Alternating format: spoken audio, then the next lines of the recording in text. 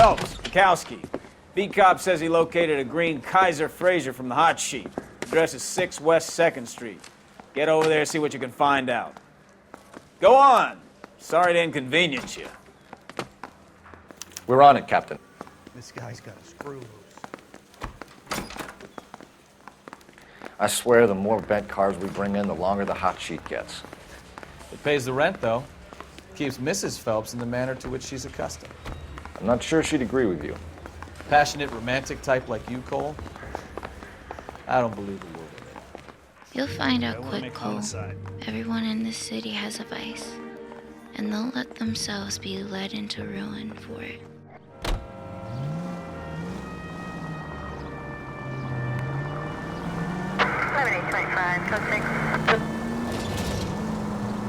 They're calling her the Dahlia now. Wonder what Veronica Lake makes of that one. What a case. You hear whether they're making any progress? Though Captain Donnelly seems to think they have it all wrapped up. Brown and Green are sweating this Manley character. I heard it'll be in front of a grand jury by next week. Poor thing. Terrible enough being murdered like that without having your death strewn all over the front pages. And they're talking about the real-life murder of Elizabeth Short. Cole is right. It's bad enough being murdered that way and then put on display for everyone to see. Now, people don't care so much about Elizabeth Short as a poor woman who was killed, but the spectacle and mystery behind her murder and the murderer.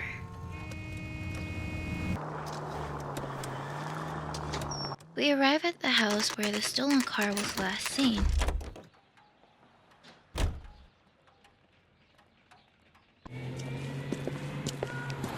That's the car, Cole. Just pulling out of the drive. Get him.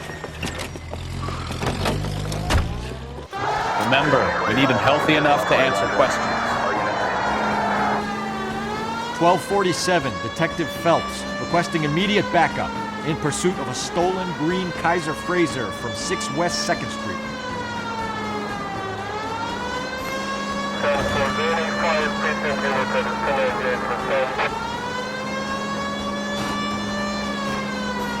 Lay into his wheel arches. Come on.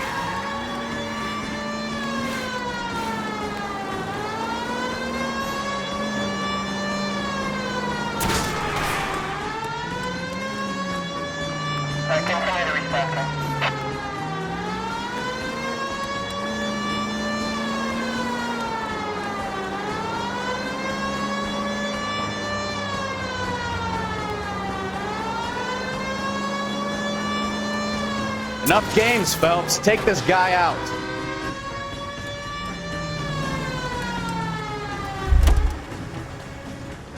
All right. Give it up, Maybe I was a LAPD. couple miles over the speed limit. Why did you run from us? I saw a big car in my rearview mirror with two tough guys bearing down on me. What would you do? What's your name? Cliff Harrison. You're under arrest. For what? What are you talking about? Nice try. I'm talking about the car being stolen. You're out of your mind.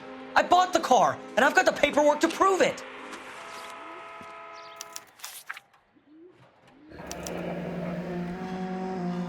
Looks like we'll have some questions for the people at Coombs Automotive.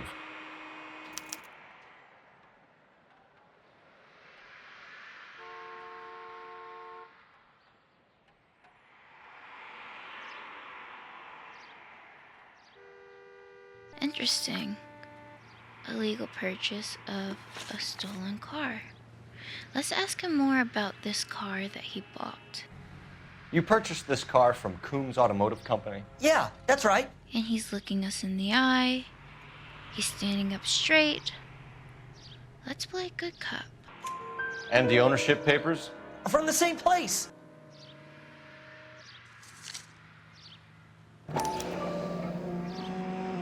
If this is a forgery, it's top-notch.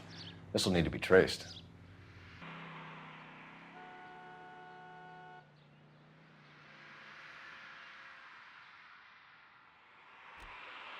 At the bottom it says, printed for the Department of Motor Vehicles by Marquis Printing Company.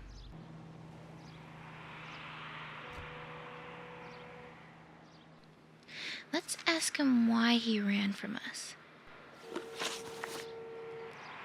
You have a criminal record, Mr. Harrison? No, nothing like that. Okay, he's blinking a lot, and he can't stay in one place for too long. He's holding out on us. So let's play bad cop. You better give us something, Cliff, or we're gonna make this hard on you. I didn't steal the car. I ran because I've got some wacky backy in the glove compartment. How much, Cliff? 1 reefer. We'll let it slide. You're in enough trouble. Since everything is telling us that this was a legal purchase of a stolen vehicle, let's get some more details about where he purchased this car from. Who did you deal with at Coombs Automotive? The owner, Richard Coombs. And he's back to standing up straight, looking Cole in the eye. Let's good cop him. And he made out the bill of sale personally? Of course he did. He kept a facsimile for his records. Check with him. We're going to get to the bottom of this, Harrison. Until we do, you're going downtown. You gotta be kidding me. I'm getting arrested for buying a goddamn car? If everything is legit, Harrison, you'll be out soon. Until then, if I were you, I'd keep my mouth shut. Fag his possessions as evidence and have him arraigned for grand theft auto. Right, Detective. Do you know who my father is? We need to get to Coombs Auto and check out Harrison's story.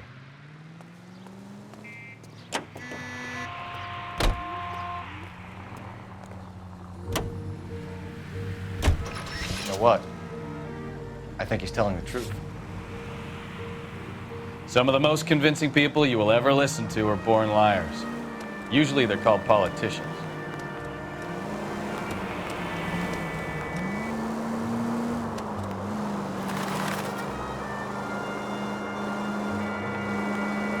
The paperwork all looked above board, and he seemed like a clean-cut kid.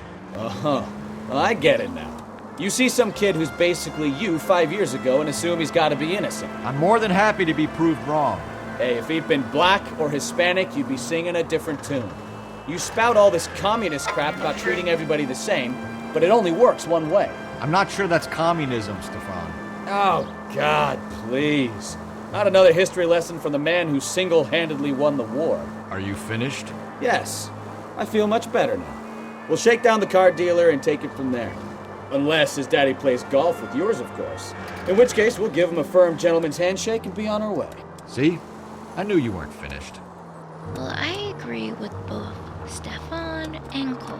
It really shows how familiar Cole and Stefan have gotten. I wouldn't call them friends, but they're pretty good partners.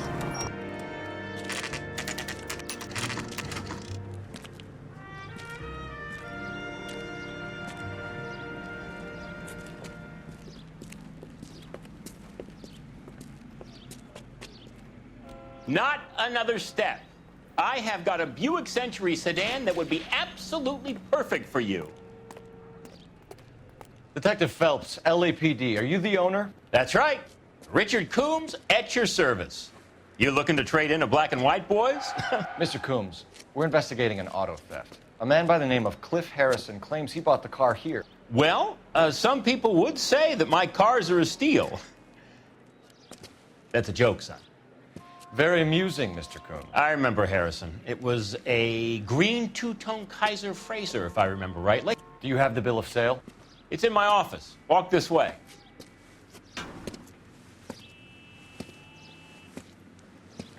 That's a joke too, son. Phelps, you mind if I shoot this guy? He's getting on my nerves.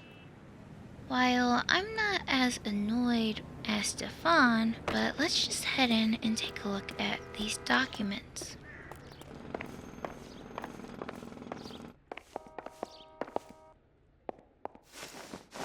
Here it is. Got the original pink slip there, too.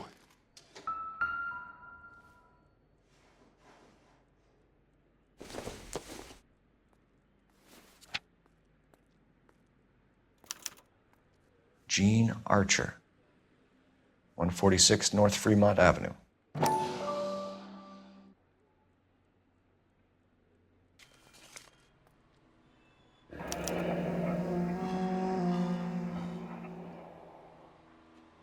A again, the certificate of ownership was printed at the Marquis Printing Company, so this was a legit sale.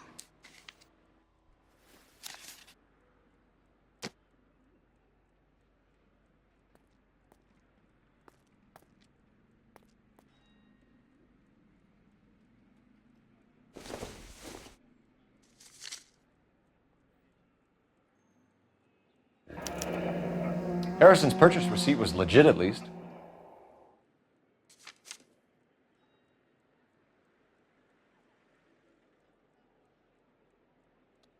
We have a couple of questions. All right, fellas, shoot. Let's ask him about the details of his transaction with Gene Archer. Can you tell us how you came to buy the car? Girl just wandered in right off the street. He's being straight with us. We can tell by his constant gazing into Cole's eyes. Let's good cop him. Nothing unusual about the car. Not really my usual type of vehicle. The price was certainly right, though. Nice girl, but about as sharp as a bag of wet mice. Did you pay with check or cash? A check. She wanted it made out to cash, but I insisted. Man has to watch his cash flow. What name? I made it out to Gene Archer on the Bank of Arcadia. As sharp as a bag of wet mice. Okay. That was actually a little bit funny. But let's ask him about what Gene Archer looked like. Can you describe this Gene Archer? Brunette, maybe 25, 26. Little on the plump side, but not bone ugly. And again, he's telling us the truth. He's looking us in the eye. His posture is relaxed. Let's play good cop. What was your impression of her? Kind of harried and harassed. In a hurry to go somewhere, but no place to go. You get to know the type. At the bottom of each of these documents, the Marquis Printing Company has come up. So let's ask him a little bit about the printing company. Do you know anything about the company that prints these pink slips? Nope. Should I? It isn't exactly my business. And again, he's looking us in the eye.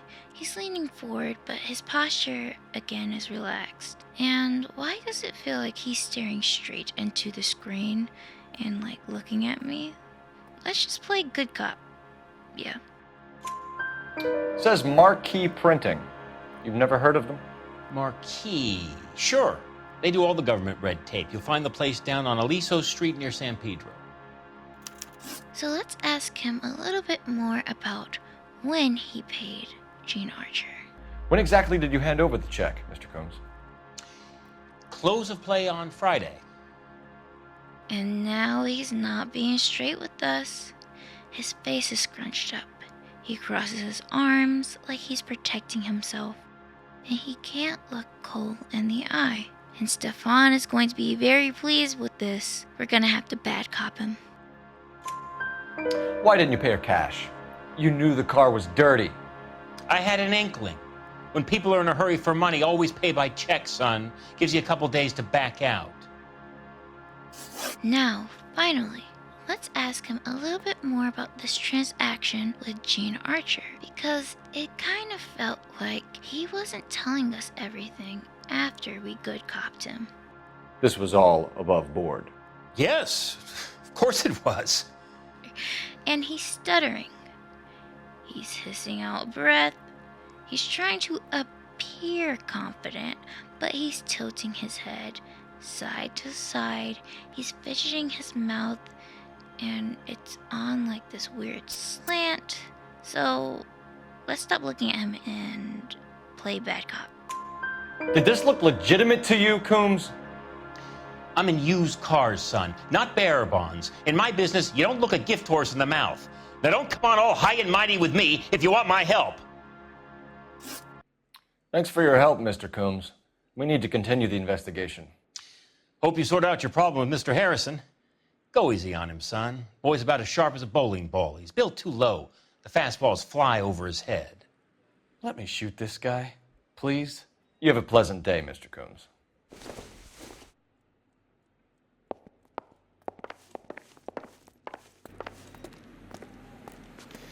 Well, Harrison might be off the hook, but we can still run an APB on Gene Archer. Get on the horn and call it in. So, did Mr. Coombs just admit that he overcharged Mr. Harrison for the price of the car? I mean, okay. And for science, since Bukowski doesn't seem to like these dealership guys, Hey, what the hell are you doing? Grenade and a barrel of oatmeal. and Stefan does not seem to like that, we'll get out.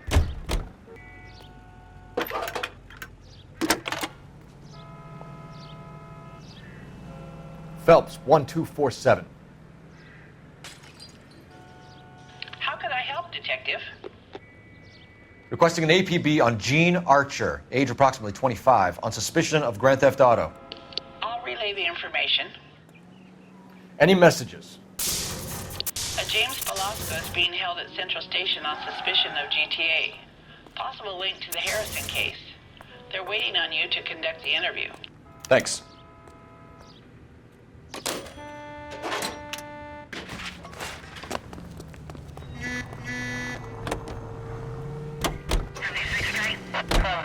I like your thinking, Phelps.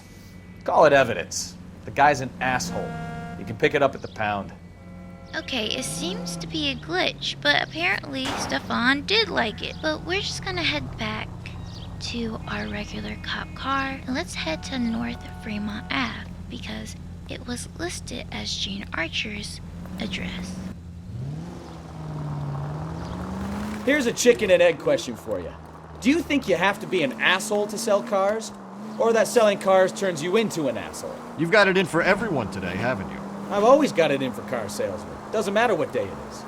And why do they always think they're comedians when they're about as funny as a heart attack? Maybe the more annoying they are, the quicker you sign on the dotted line, just to get the hell out of there.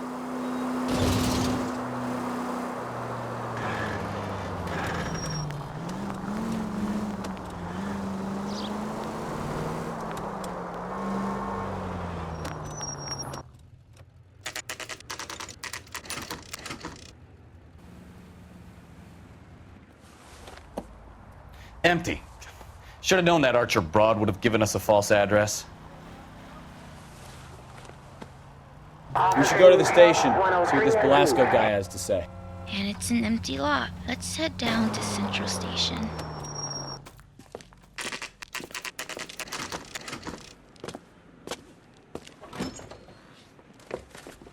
Detectives, Velasco is prepped and ready in 2. Another stolen car with legit papers. Thanks.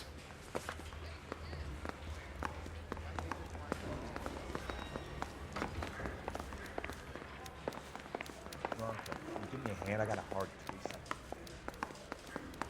And before we head in, let's just take a look at our suspect through the one-way mirror.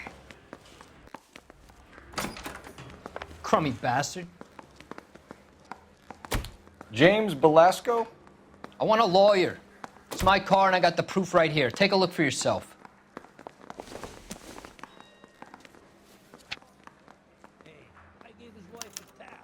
The paper is real enough, Velasco, but the car isn't yours. This pink slip is a forgery.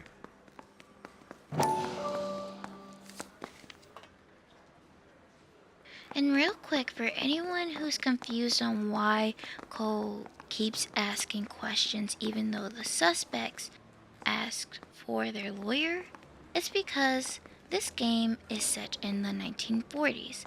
And in the Supreme Court ruling of Miranda versus Arizona in 1966, that ruling forbid police from continuing to question a suspect when they have asked for their lawyer, and they can only continue to question the suspect once their attorney has arrived. So, of the time period, Cole is in his legal rights to continue questioning all these suspects. Let's ask Mr. Velasco about where he was taking the vehicle. Where were you taking the car, James? Blow it off, greenhorn. You'll get nothing from me. And he's smug. So we'll bad cop him. You're a two-time loser. If you don't give me something, I'm gonna ask the DA for the maximum. You're looking at 10 years, Belasco. Kiss your youth goodbye. I want a deal. Keep talking and we'll see what sort of deal you're worth. My job is to drive the cars out of state. Nevada, Arizona, sometimes New Mexico. With the paperwork they provide, it's normally a breeze. Next, let's ask him if he has any knowledge of Jean Archer. Does the name Jean Archer mean anything to you? Nope. Never heard of her. Well, we would like to believe you, Mr. Belasco. But on his ownership papers, he and Jean Archer have the same address. So we're going to accuse him, and we're going to use the fake address to nail him. You're a liar, James. Say that again. I'm telling the truth. I don't know the broad. So that's why you both have the same address printed on your pink slips. She's a mule for these stolen vehicles, genius. Same as you. Jesus. All right, I know her. Stupidest broad I ever met. Always cooking up crazy schemes. I don't know why those guys use her. You happy now? This is looking like a big car theft ring. They recruit young men and women to drive stolen vehicles. This has to be a racket, and we have to question Mr. Belasco about it. What happens to the cars once they cross over the state lines? I don't know. I just deliver them. And he's as cool as a cucumber, but he keeps looking down. He can't keep eye contact with Cole. We're going to have to play bad cop. Give me something, Belasco, or I'll take you back to the cells and tell the whole station you're a child molester. How long do you think you'll last? Okay, I hear you. The cars get sold in Chicago or back east. Sometimes I bring back cars coming the other way. Okay, Cole, that was cold. But let's ask Mr. Belasco where these stolen vehicles are housed. Where do you pick up the cars, Belasco? Warehouses. Mainly in East downtown. And again, he seems as cool and confident as a green cucumber. Green cucumber. I'm sorry, but his eyes are a dead giveaway. We're going to have to bad cop him again. An address, Belasco. You want my help with the DA? Cough it up, now. A place on Industrial Street. I don't know the number. You're gonna help me out, right? Keep talking, kid, and we'll see what we can do. All right, James. We're gonna check if this information is worth anything. And if it is, I need your help here, pal. If it is, then we'll know you're a man of your word, and so will the DA. You're Phelps, right? Yes, I am. Look, can we do this later? I'm in the middle of it. Ray Pinker. I'm with Technical Services. The pink slips are all real. Yes, we know that. There's only one company that prints them in California, the Marquee Printing Company. They've confirmed that the numbers are legitimate. You've checked them out? Sure. They're on Aliso Street, near the corner of San Pedro. The guy I spoke to was Lightval. Gordon Lightval. Here, I wrote it down. Thanks, Ray. This is a great lead. We'll get down there as soon as we can. And that was Ray Pinker. We'll be seeing more of him. Phelps, your GTA suspect, Jean Archer, spotted by a patrolman. Western Union office, 253 South Hill. Less than a minute away down the street if you run. Go! She won't hang around. And now we know where we need to go next. So instead of driving, we're just gonna run for it. And he's a runner, he's a track star.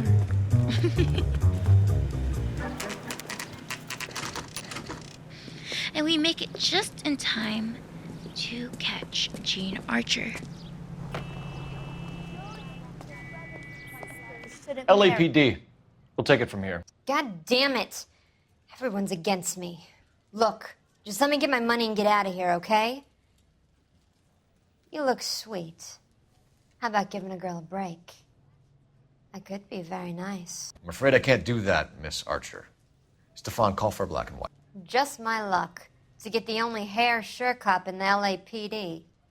And when she says hair short cop, she just means that a cop who's on the straight and narrow, who plays everything by the book. There's not too many of those, I'm guessing, in like the 1940s that would have happily taken her up on her indecent proposal. But let's ask her about the stolen car.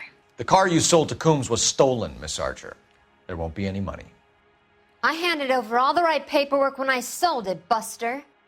And we know there's more to the story because of our interrogation with Mr. Belasco and our investigation so far. So let's bad cop her. Gene, you've blown open the whole operation because you were dumb enough to try to sell one of the cars. What do you think they're going to do to you? Give me something. I was just doing what they do. They paid me $50 to drive the car. I made $2 grand selling it. You made $0. And if they catch you, you're dead. Is that all your life's worth? Look, a girl needs things. I don't see you looking out for me. A girl needs things, but, you know, get those things through maybe, you know, a normal job or take more illegal jobs. I'm sorry, that sounds crazy. But, like, if you're gonna take illegal jobs, like, don't try and steal the car, and then when you steal the car, don't get busted. But yeah. Anyway, let's ask her about how she knows Mr. Belasco. How long have you and Belasco been delivering cars? Who is James Belasco? And we did not tell her Mr. Belasco's first name. So we're gonna accuse her of lying. You're lying. James Belasco. I don't remember mentioning his first name, Miss Archer. Oh, I think you did, didn't you? Well, I'm sure of it. Anyway, I don't know him. And as proof, we're going to use Mr. Belasco's ownership papers. You aren't sharp enough to lie to me, Gene. You and James Belasco share the same address on your pink slips. We have him in a cell. Okay, so I know the creep. The pink slips are real. The home addresses are always vacant lots. Bigelow is always boasting that the paperwork is legit and that if we stick to our stories... And don't try and sell the car? Yeah, that too. Oh, Gene. Okay, maybe Mr. Coombs was right about her. Let's ask her where she picked up the car. Tell me where you picked up the car, Miss Archer. Look, I can't remember. Let me go, will you? Please. What have I got to do? She's completely evading the question. She's looking at Cole pleadingly. But we have to get the answers we need. So it looks like we're gonna have to play bad copper. Trying my patience here, Gene. I'll have the reporters down here and have your picture in all the papers. You'll have nowhere to run. All right already. I get the message. I pick up the cars from a guy named Bigelow. 58 Industrial Street. Big warehouse full of goons. Now you've got what you want. Can I go? Please? No, you sure can. We've got a car waiting outside for you. Some career advice, Gene. Get out of crime. Marry someone boring who has money and will find you captivating. Is this guy for real? He takes a little getting used to, but yeah, he generally means what he says.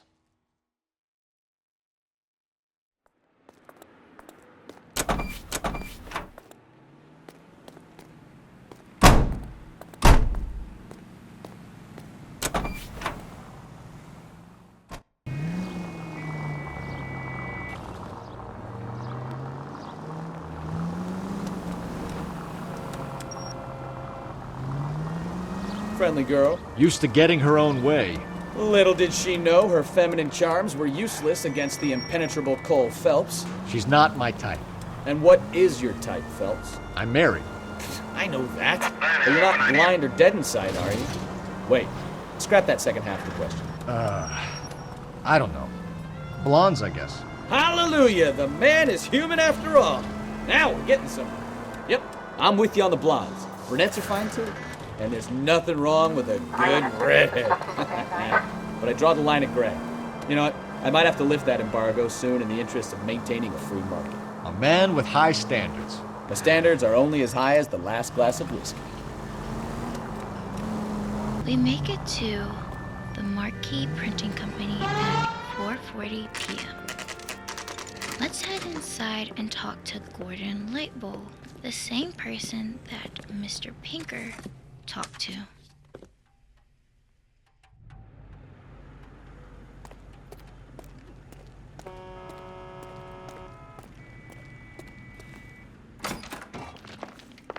And what can I do for you, gentlemen? I'm a traffic detective from Central Division. Who's in charge here? I am, Gordon Lightfall. What's this about? We understand that your company prints California vehicle titles. Yes, I have the government contract to print pink slips. I've done for some years. Have you had any goods or equipment stolen recently? We're running up against stolen cars with seemingly legitimate paperwork. Not recently. Have you ruled out forgery? There's no shortage of talented artists in this town. We'll keep it in mind. Was it me, or did Mr. Lightbowl seem a little bit nervous? Let's talk to him further. We have some questions for you, Mr. Lightfall. Since his slips are used by this auto theft racket, let's see if he knows anything about it. Mr. Lightfall, we're currently working 2 auto theft cases. Do you know anything about a car theft ring? Certainly not. Why would I get mixed up in a thing like that? Mr. Lightbowl is standing up straight, but there's something in his eyes. He's looking to the ground, and he's hoping that we don't press him further, but we will, because we are going to play bad cop. We have suspects with legitimate pink slips that were printed here, Lightfall. You better give me something before I bring the whole department down here. Don't be hysterical, Detective. As a matter of fact, we had a similar problem a couple of years ago. A number of used car lots were selling blank documents to a criminal organization. Let's ask him further about some of the people we found with his pink slips. Do the names Cliff Harrison and James Belasco mean anything to you? No, they do not. And you think he's telling the truth, but he's looking off to the side. His posture is bone straight, and he's kind of staring Cole down when he does look Cole in the eye. Harrison bought his car from Coombs. The pink slip looks good, and that points the finger here. Do you have any employee trouble? No, I don't. They've all been carefully screened. Look, now that I think about it, the name Coombs sounds familiar. I think they may have been involved in stolen documents in the past. Since he brings up that Mr. Coombs may have been involved in an auto theft racket before, let's ask him about some of his deliveries to there. Do you have a delivery ledger, Mr. Lightfall? We would like to cross-check against the Coombs Automotive Emporium. It's a little out of the ordinary, Detective. I'm not sure I can share those sorts of records. Worry is written on his face. His forehead creases. He's looking to the ground. He almost looks like he's going to cry. Sadly, we're gonna have to bad cop him. Hand it over, Lightball. You don't want us having bad thoughts about you, do you? Very well, but this really is irregular. Over here.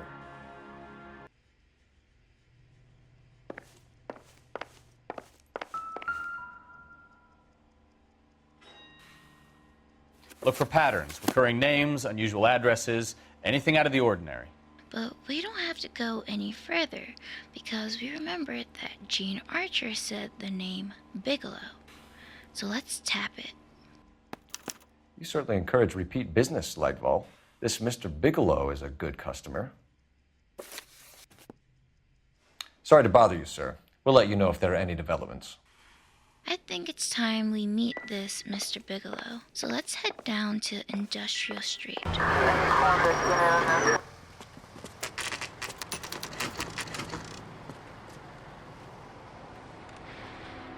think we should call for a couple of black and whites. Get Fleischer down here. I thought you Marines were gung-ho, Cole. You have a 45. Don't you ever want to use it? I'll take the back. Just give me a few seconds to get around there.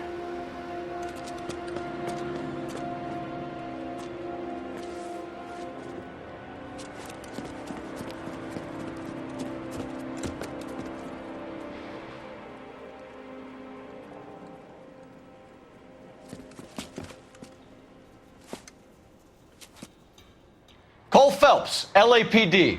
All of you are coming downtown with me. When we get there, we are automatically thrown into a shootout.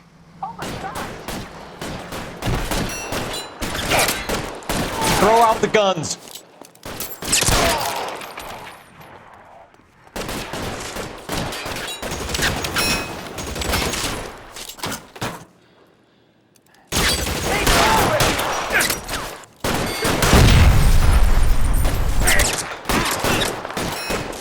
Can I get some cover here for the love of God? You're surrounded.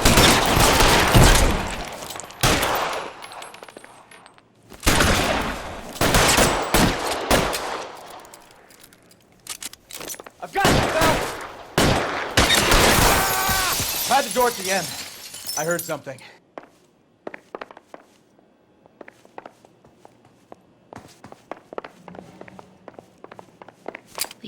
All right, don't shoot!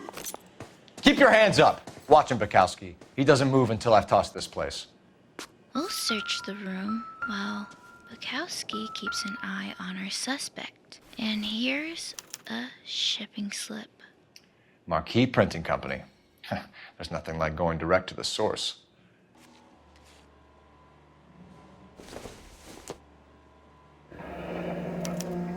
Betting slip. Looks like Mr. Lightfall has been on a losing streak. So Lightfall is in some debt. Could that be the reason he's supplying pink slips to Bigelow?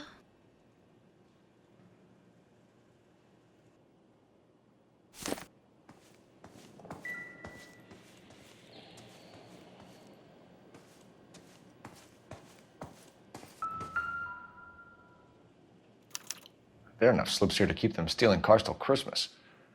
And here's some more Marquis Printing pink slips. We've got a trail of pink slips and stolen cars that leads right to your door, Bigelow. You're in this up to your neck, but I don't think you're the man in charge. Make it easier on yourself. Give him up. I do work on cars for customers.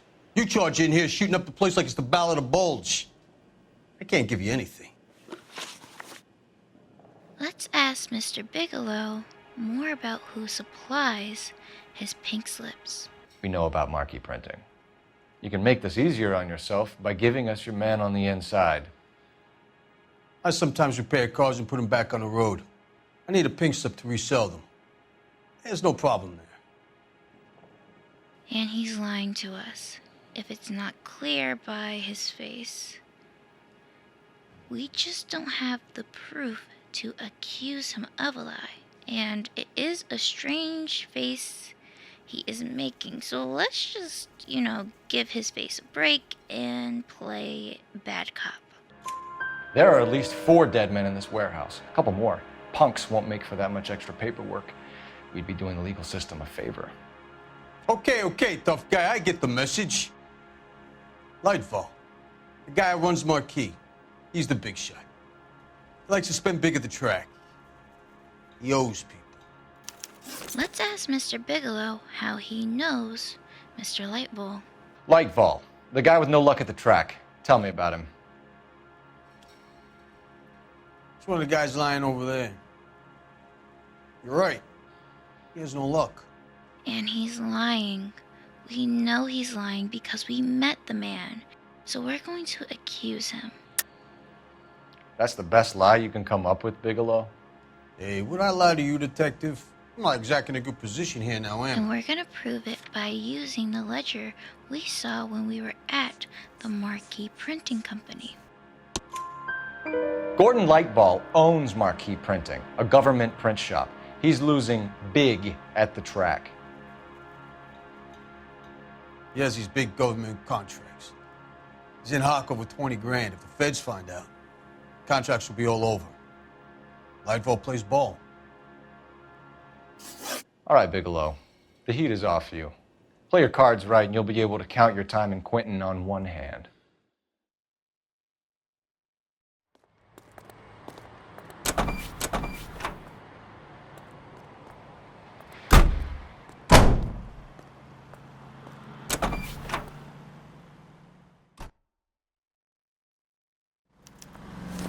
Now that we're done with this warehouse, let's head back to the Marquee Printing Company to confront Lightwall. What a mess.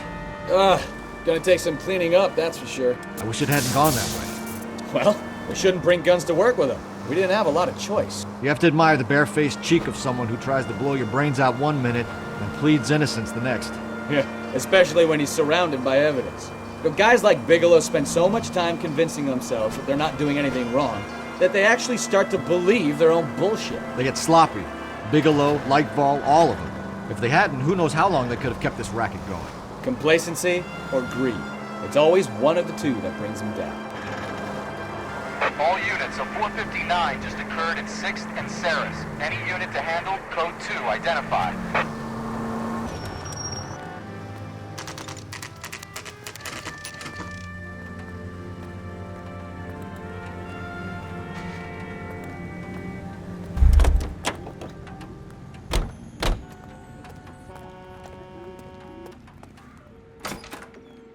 You're under arrest. You again? This harassment is starting to wear thin. We found a box of pink slips in a warehouse full of hot cars. You signed for them, Lightball. I signed for all the orders and deliveries. You'll need something better than that, cowboy. And he's lying. We know he's lying because we saw the evidence at the warehouse. So let's accuse him. Save it, Lightball. We already have all we need to send you down. I've had enough of this. You either produce some shred of proof, or I call my attorney. We'll use what Bigelow told us about Mr. Lightfall's gambling. You're in the hole with the organization. We know about the debts, Lightball. I agree. I have a small problem. I'm prepared to help you in any way I can, Detective. I'll name names. I need you to keep this out of the paper. You need to shut up now, Lightball. Gordon Lightball, I'm charging you with conspiracy and fraud. Hands behind your back. The LAPD Central Traffic Division has today smashed a nationwide auto theft ring, writes crime correspondent, blah, blah, blah. Oh, here it is. Traffic squad detectives confronted a large group of armed thugs. After an exchange of gunfire, more than a dozen dead criminals were removed from the scene. The LAPD sustained no casualties. Damn fine work, Phelps. Now get out there and nail some more bad guys, will you? I want to finish reading this.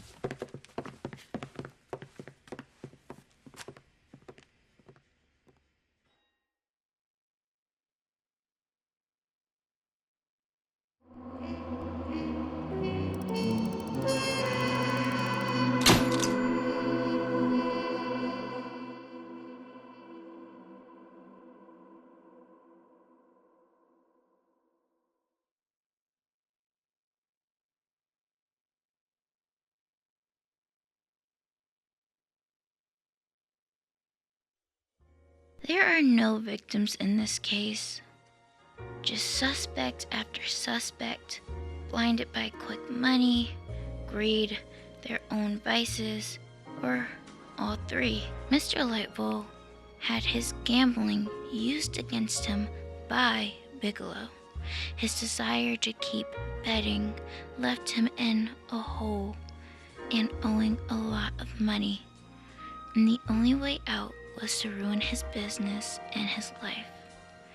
Bigelow could have went on for months, maybe years, continuing the car racket if Jean Archer wasn't so blinded by the promise of quick money, greed, and her desire for a more lavish life. If there was a person to feel bad for, it would probably be James Belasco. He did what he was paid to do. Drive the car, keep his head down, stick with the story. But because of Gene, he's now facing some prison time. Or at the very least, a hefty fine. But again, there's no victims in this case. Except maybe the people who got their cars stolen, but we didn't meet them, so. But as we continue further deeper into the story of LA Noire, you'll find that greed and vice rule this city and the people who are sworn to protect it. And I am so thankful that you made it through another video, because I love doing these videos. It's my favorite part. Like, I wish that, like, I have to like slow myself down because I just want to like release them one after the other, but I have to, like, you know, keep to schedule. So I am so thankful that you are here. So thankful that you clicked on this video. Like, I don't even know which episode this will come out, so I guess I'll just say this in like every episode. But I released the previous episode, I believe it was the consul's car, and it was like 3 minutes like of being posted, and like 11 views just like popped up, and I was just like, oh my god, it was just like shocked. And so I just want to say thank you. Like, that video is currently sitting at 95 views, and I'm internally grateful. Like, 95 views may not seem like a lot, but that's like 95 people like in a club. It's just, I'm just happy about it. So I just want to thank you so much for clicking on this video. And I want to share some words with you. I'm not religious, but I saw this on a billboard and I was like, I'm inspired, so let me, like, you know, write something.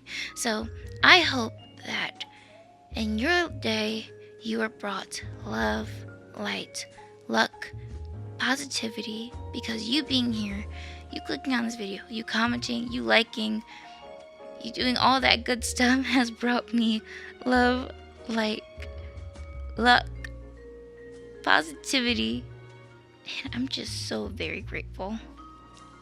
And so I decided that I'm going to change it up, that I'm gonna upload on Tuesday, Thursday, Saturdays now, instead of Sundays, because it just seems like my videos will perform better on a Saturday than a Sunday.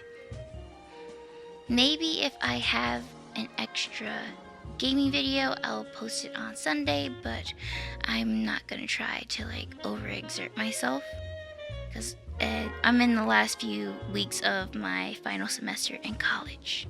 So that is enough of me like rambling. So I'm just thankful that you're here. And I thank you so. I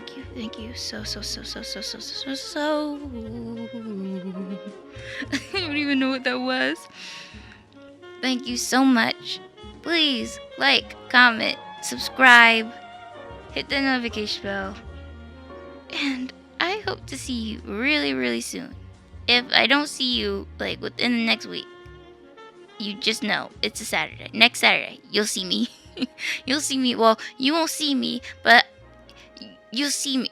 You know, bye.